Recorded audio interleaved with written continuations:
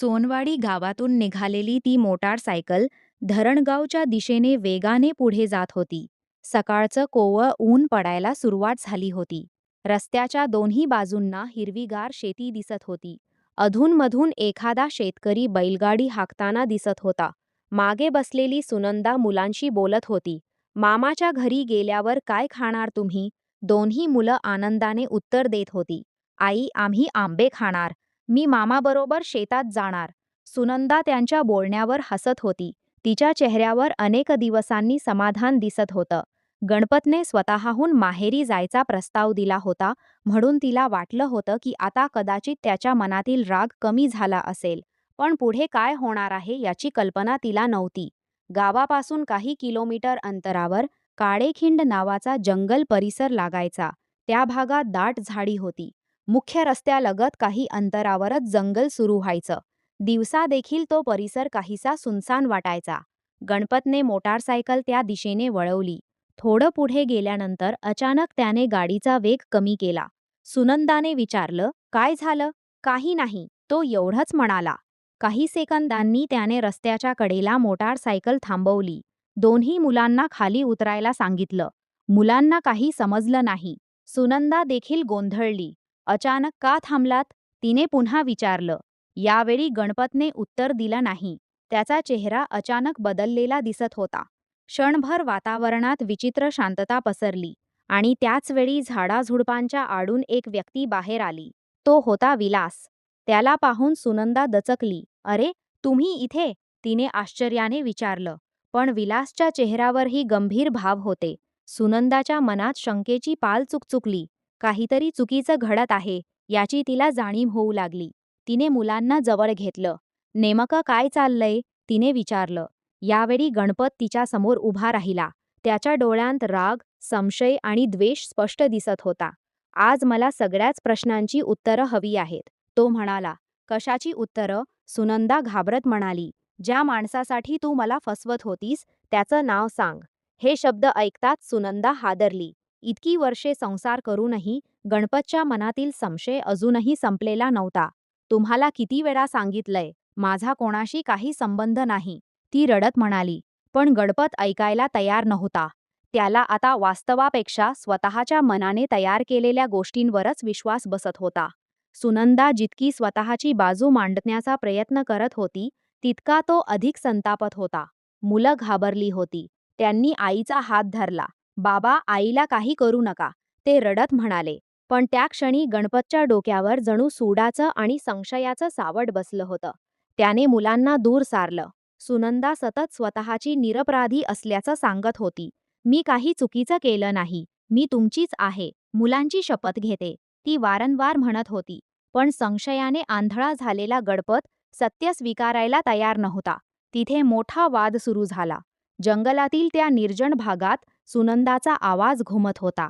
ती मदतीसाठी आक्रोश करत होती. मुलं रडत होती, परंतु आसपास मदतीला कोणीच नव्हतं.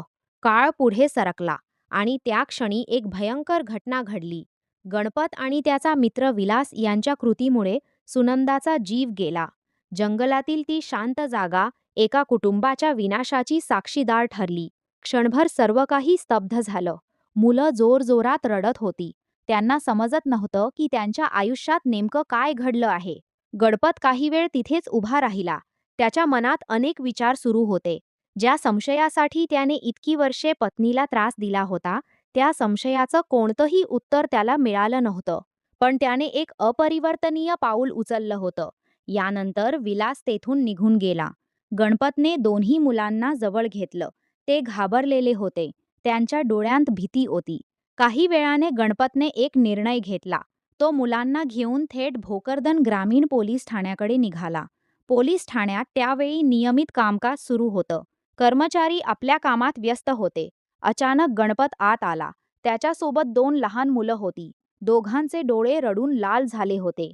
गणपत थेट ड्युटी ऑफिसर समोर जाऊन उभा राहिला.